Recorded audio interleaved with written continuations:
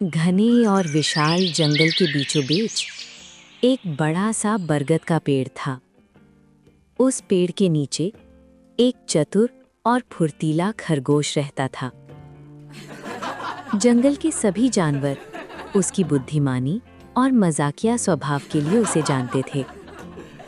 लेकिन उसी जंगल में एक ताकतवर और बेहद घमंडी शेर भी रहता था। वो खुद को जंगल का सबसे ताकतवर राजा मानता था और अक्सर दूसरे जानवरों को डराता रहता था।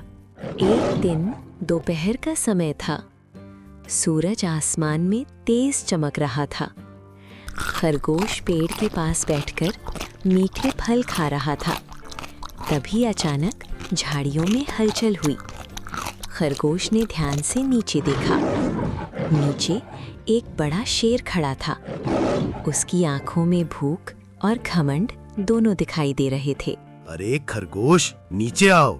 आज मैं बहुत भूखा हूँ। तुम मेरे लिए अच्छा खाना बन सकते हो।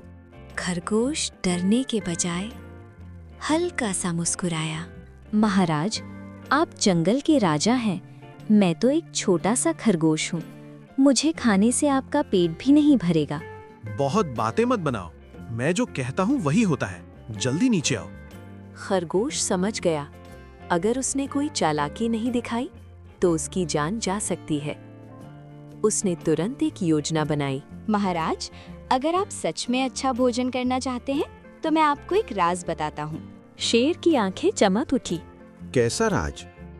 जंगल के उस पार एक गुफा में एक बहुत बड़ा और मोटा बकरा रहता है। वो इतना मोटा है कि उसे खाने से आपका पेट कई दिनों तक भरा रहेगा। सच बोल रहे हो? कहीं तुम मुझे बेवकूफ तो नहीं बना रहे? नहीं महाराज, लेकिन वो बकरा बहुत चालाक है। अगर आप सीधे जाएंगे तो वो भाग जाएगा। आपको मेरे बताए रास्ते से जाना होगा। मैं आपको रास्ता दिखाता रहूंगा। ठीक है खरगोश, मैं तुम्हारी बातों पे यकीन कर रहा हूँ। हाँ, अगर तुमने मुझे धोखा दिया तो उसका अंजाम अच्छा नहीं होगा। अब चलो, जहाँ चलना है चलो। मुझे बस वो बकरी दिला दो। मैं खाकर मस्त मजा आ जाएगा। जल्दी चलो। शेर मान गया। खरगोश आगे आगे दौड़ने लगा और शेर उसके पीछे पीछे चलने लगा। कुछ दूर चलने के बाद वे एक पुराने कुएं के पास पहुंचे। कुआं बहुत गहरा था और उसमें साफ पानी भरा हुआ था। महाराज, अरे ओ महाराज, मैंने जिस बकरा के बारे में बताया था ना, वो बकरा इसी कुएं में छिपा है। अब जाओ, जल्दी से इस बकरे को बाहर निकालो और मजे से खा लो। क्या बात कर रहे हो? वो बकरा इसी कुएं के अंदर है। कहीं तुम मुझे बेवकूफ तो नहीं बना रहे हो? देखो, अगर तुम मुझे बेवकूफ बनाओगे तो मैं तुझे सजा दे दूंगा। मैं जंगल का राजा हूँ। अरे हाँ हाँ हाँ हाँ महाराज, वो बकरी इसी कुआं के अंदर है। आप उसमें देखिए तो सही।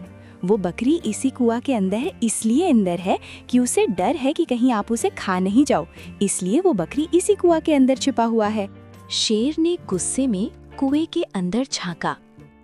पानी में उसे अपनी ही परछाई दिखाई दी, लेकिन उसे लगा कि अंदर सच में कोई दूसरा जानवर बैठा है। बकरा, अरे ओ बकरा, अरे कहाँ छुप कर बैठा है? बाहर आओ, जंगल का राजा आया है। कुएं के अंदर से वही आवाज गूंज कर वापस आई। शेर और ज्यादा गुस्सा हो गया। मुझे चुनौती दे रहा है? अब मैं खुद अंदर आके तुझे पकड़ता हूँ। इतना कहकर शेर गुस्से में सीधे कुएं में कूद गया। पानी चारों तरफ उछल गया। शेर बाहर निकलने की कोशिश करने लगा, लेकिन कुआं बहुत गहरा था और दीवारें फिसलन भरी थीं। वो बाहर नहीं निकल पा रहा था। अरे अरे अरे बचाओ! अरे मुझे कोई बचाओ! अरे खरगोश भाई, मुझे बचाओ! मैं कुआं में डूब रहा हूँ। बचाओ मुझे! महाराज, आपने अपनी ही परछाई को बकरा समझ लिया। घमंड और गुस्से में इंसान और शेर दोनों गलत फैसले कर बैठते हैं। और बताओ शेर सिंह, कैसा लग रहा है? मजा आ रहा है ना? खरगोश, मुझे माफ कर दो। अगर मैं बाहर निकल आया तो अब किसी को नहीं डलाऊंगा।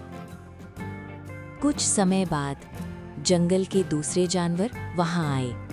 उन्होंने मिलकर शेर को बाहर निकाल लिया। आज से मैं अपना घमंड छोड़ रहा हूँ। मैं सबके साथ मिलकर रहूंगा। यही असली राजा की पहचान होती है।